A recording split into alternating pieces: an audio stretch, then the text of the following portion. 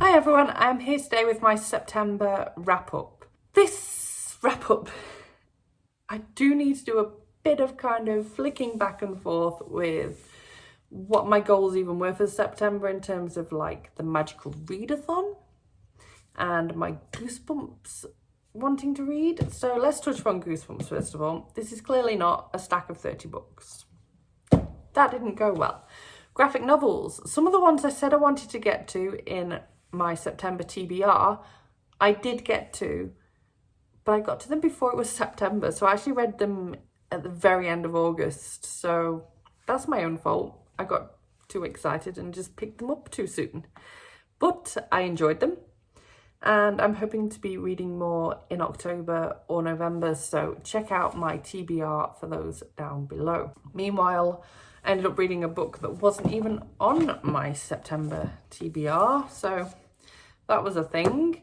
I have a full spoiler-free review for this book, and that will already be up, so I'll leave that linked in the cards as well, so you can check that out. But yeah, let's have a quick look at how many books I did read in September out of the 30 plus I wanted to read. I read 1, 2, 3, 4, 5, 6, 7.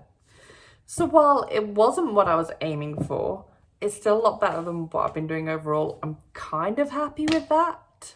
Now while I deal with cramp because I've been sat on the floor too long, let's have a look at how I did for the Magical Readathon. So the first prompt was to read a book with a map in it. I did carry on reading The Extinction Trials for that, but I didn't finish it.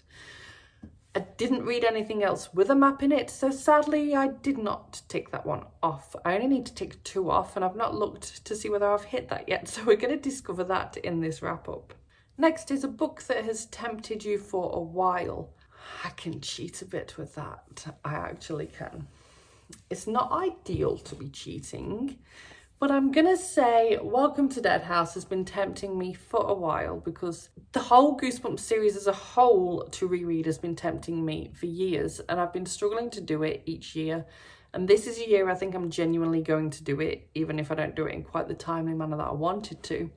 So yeah, this series has been tempting me for a while, and I did start it off and read this one, so I'm giving myself that as a tick. The next was What's a Great Standalone Book Not in a Series? I didn't read anything not in a series because even the book I wasn't planning on reading is the first book in a series, so fail. Then we have a book featuring ghosts, a haunted house, or other paranormal traits.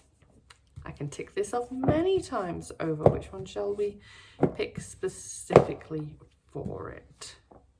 We'll go with Say Cheese and Die for this one. This has a haunted, creepy looking house in it.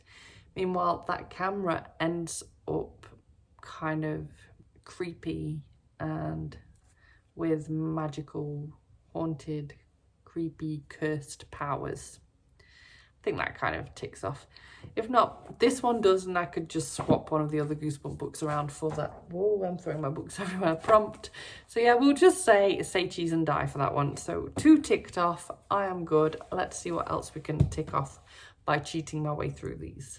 Oh, and next it was a mystery or thriller book, and I can tick that one off properly. This is a crime thriller, so yep, tick. There was also 5-star book prediction. Obviously, I wasn't going to be predicting that any of these were going to be 5-star reads because I didn't even know I was going to be reading this. I mean, while the others, I would never assume that I'm going to be giving any Goosebump book 5 stars as an adult. And the final one was a book with a school setting. And while there is a school setting in some of the Goosebump books, I didn't get to any that did have.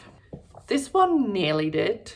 This one, school was kind of there in the background. Nope, nope, nope, and nope. So yeah, didn't really get that one either. But I've still done more than 2 prompts, so I have completed the Magical Readathon.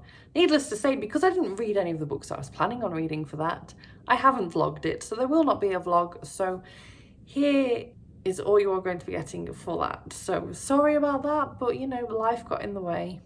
I failed. So next up, all that is left to tell you is how I felt about each of these books. And these are going to be very brief reviews because I've either already filmed full spoiler-free reviews for the books, or I have filmed vlogs, or I plan to do both in the case of the Goosebumps books. So these I have vlogged. I just need to read a few more in order for that vlog to appear, hopefully next week.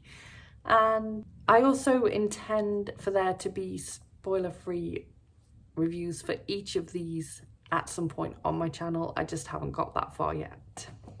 So keep your eyes peeled for those as well if you are interested in more details. So on to the ratings.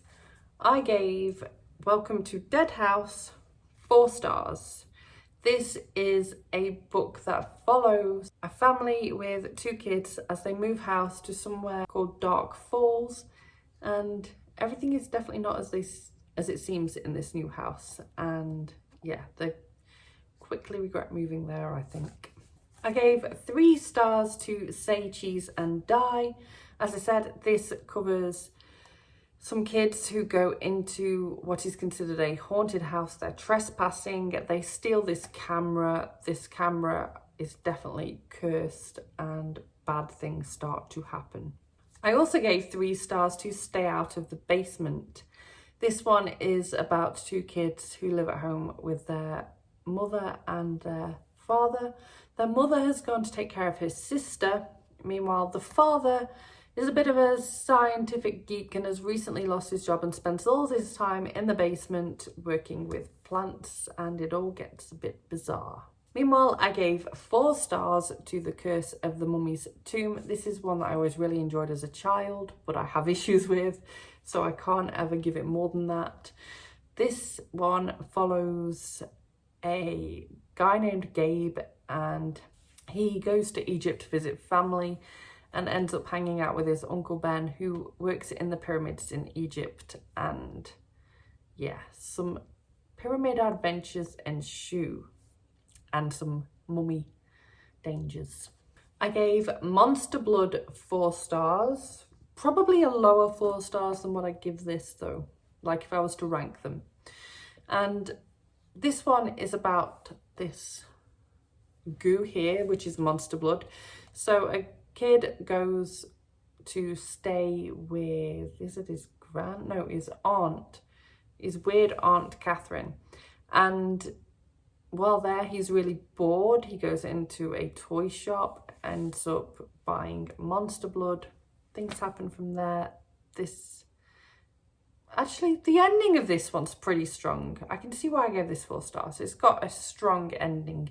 It gets better as it goes on, this one. Meanwhile, Let's Get Invisible. I also gave this one 4 stars because the tension in this one is quite a different, unique idea that had me quite gripped. So yeah, 4 stars. I didn't even tell you what this was about.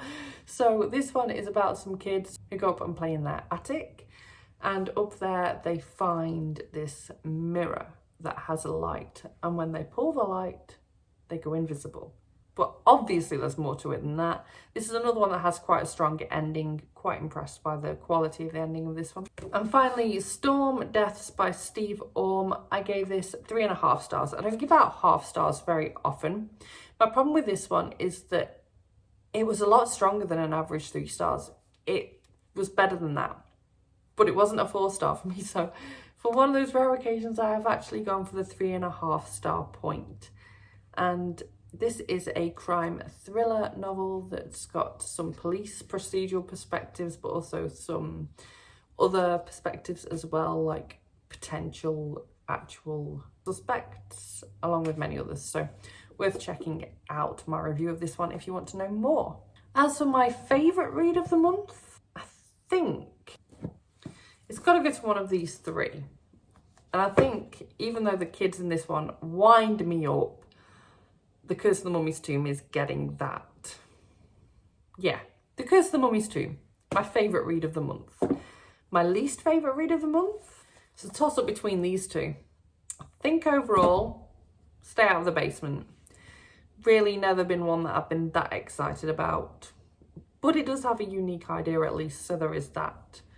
But I think if I had to pick between these two, yeah, this one was my worst read of the month.